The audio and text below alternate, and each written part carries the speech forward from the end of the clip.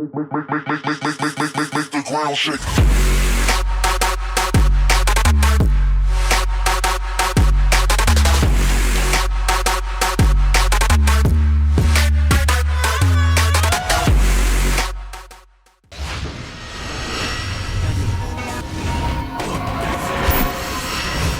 Alibana is live. Oui, salam alaikum à tous mes très chers abonnés. Aujourd'hui, on se retrouve donc pour une nouvelle face cachée. Aujourd'hui, on va parler de Nike.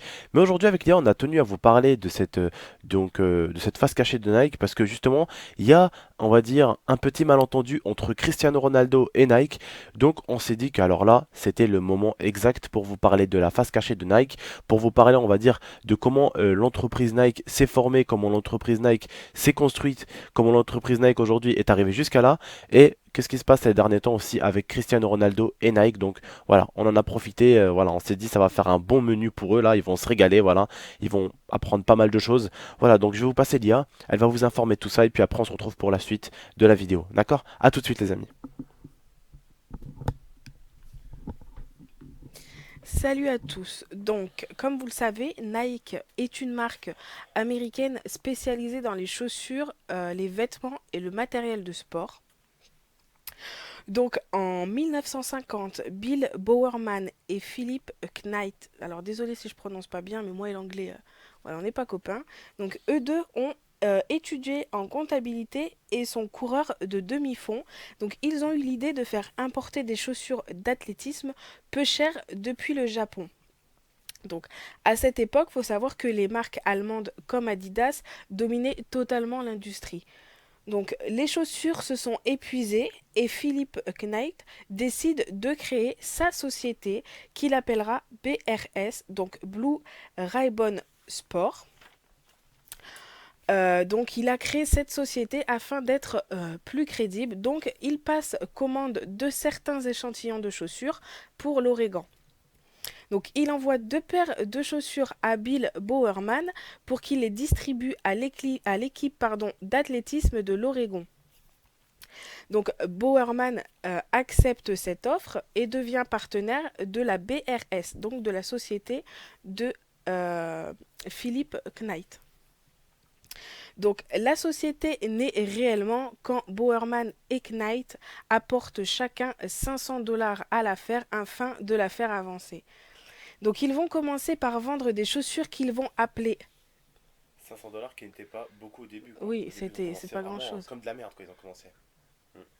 Donc ils vont commencer par vendre des chaussures qu'ils vont appeler Tiger aux États-Unis. Ils vont les vendre 7 $ alors que Adidas, eux, vont les vendre 9 $. Donc ils vont vendre ce produit pendant 7 ans. Ils vont investir les marchés avant que les Japonais décident de vendre le même produit. C'est pour ça que Bowerman et Knight décident de créer des chaussures dites des chaussures américaines. En 1965, ils sont rejoints par Jeff Johnson qui va promouvoir les chaussures dans les campus, etc. En 1971, c'est une certaine Caroline Davidson qui crée le logo Nike, pardon. Pour son travail, Caroline présente une facture de 35 $ pour la création du logo. Ça paraît faible, mais par rapport à la valeur de la marque, à cette époque, c'était logique que ça soit si peu rémunéré. Après la réussite de Nike, Caroline Davidson touchera d'autres rémunérations pour tout ce qui concerne les brochures ou la publicité. Alors, Nike fut officiellement créée en 1972, donc la société ne s'appelle plus la société BRS, mais elle s'appelle en 1972 Nike. Ensuite, Nike devient numéro un de la chaussure de sport aux États-Unis, ce qu'on sait et ce qui reste encore numéro un Twitter pour Adidas et Nike, avec le temps. Adidas était beaucoup plus gros avant quoi. Voilà, Adidas était une société beaucoup plus connue et beaucoup plus portée avant que, voilà, que Nike fasse sa part et s'impose dans le marché, dans l'industrie du sport. Donc comme Abdel vous disait, récemment il y a eu une petite dispute, si on peut appeler ça comme ça, entre Cristiano Ronaldo et Nike. Nike aurait mis en garde Cristiano Ronaldo, qui est l'icône, comme vous le savez, publicitaire de la marque. Nike aurait menacé de mettre fin à son contrat avec Cristiano Ronaldo, qui normalement sont unis jusqu'en 2019, pardon. Cristiano Ronaldo aurait décidé de faire fructifier son business. Bon, il a quand même pas mal d'argent, mais voilà, il voulait faire fructifier son business autour de son nom. Donc il a pensé à créer sa propre marque de basket. Mais Nike a vu ça d'un mauvais œil et a décidé de menacer Cristiano Ronaldo par rapport à la décision qu'il avait prise. Donc Cristiano Ronaldo aurait reculé sous la menace et la pression de Nike. Et donc Cristiano Ronaldo vend quand même des chaussures, mais des chaussures de ville sur son site officiel et ne vendra pas de basket à son nom, à son propre nom.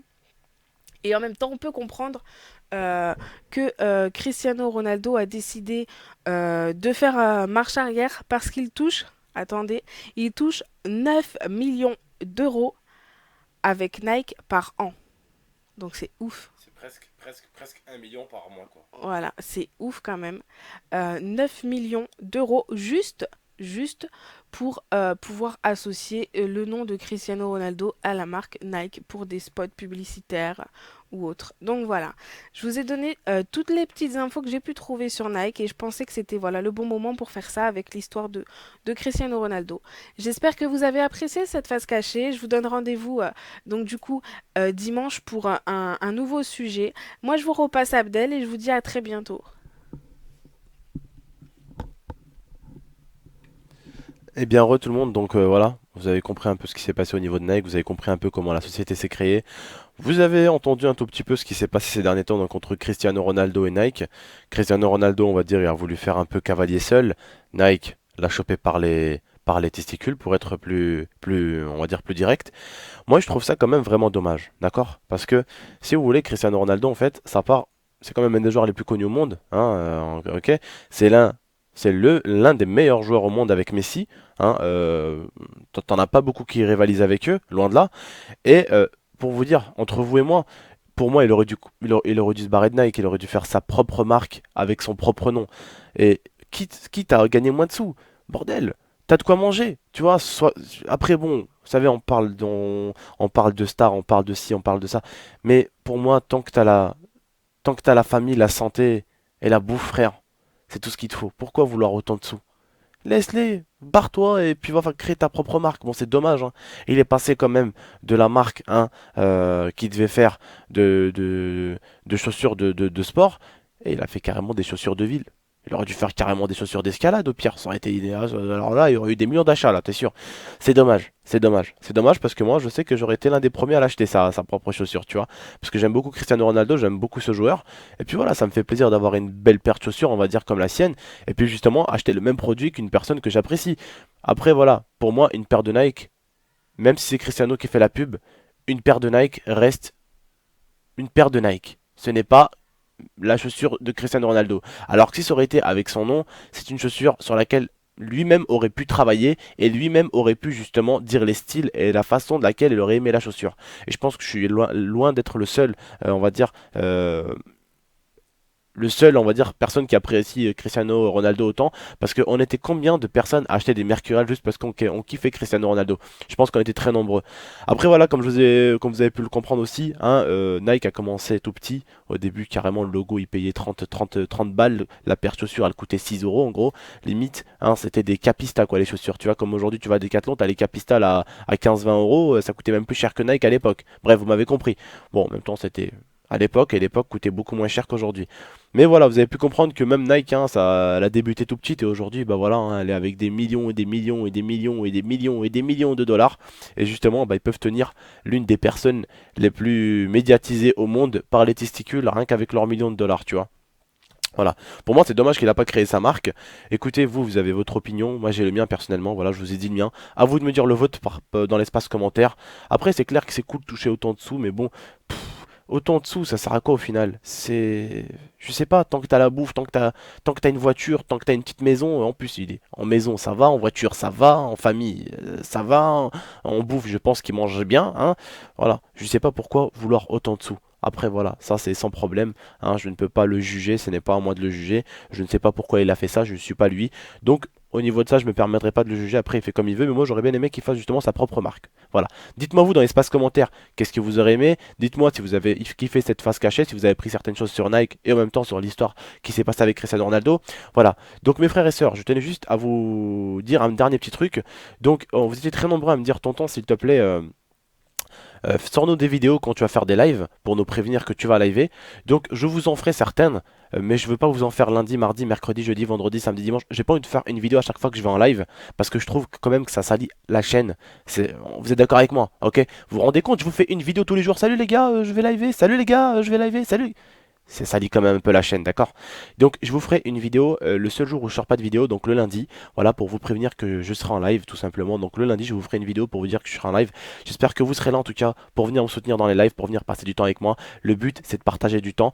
Voilà, sur YouTube, vous partagez quand même 10 minutes avec moi tout le temps, alors que dans des lives, vous allez partager justement de 16h à 1h du matin et on pourra vraiment échanger beaucoup de choses ensemble. Voilà, tant qu'il y a le respect, on pourra vraiment échanger pas mal de choses ensemble. Donc n'hésite pas à venir sur ma chaîne Twitch, n'hésite pas non plus à venir me suivre sur Twitter ou sur Facebook, n'hésite pas non plus à liker cette vidéo, ça serait vraiment super cool de ta part. N'hésitez pas, les 1000 likes, c'est une face cachée, je compte sur vous les mecs. Faites-moi péter cette barre de pouce bleu, je compte sur vous, d'accord? Merci. N'hésitez pas non plus à la partager sur Facebook, Twitter, ça vous prend une seconde les mecs, c'est un petit clic, hop, un petit copier-coller. Ça ferait vraiment super plaisir à tonton.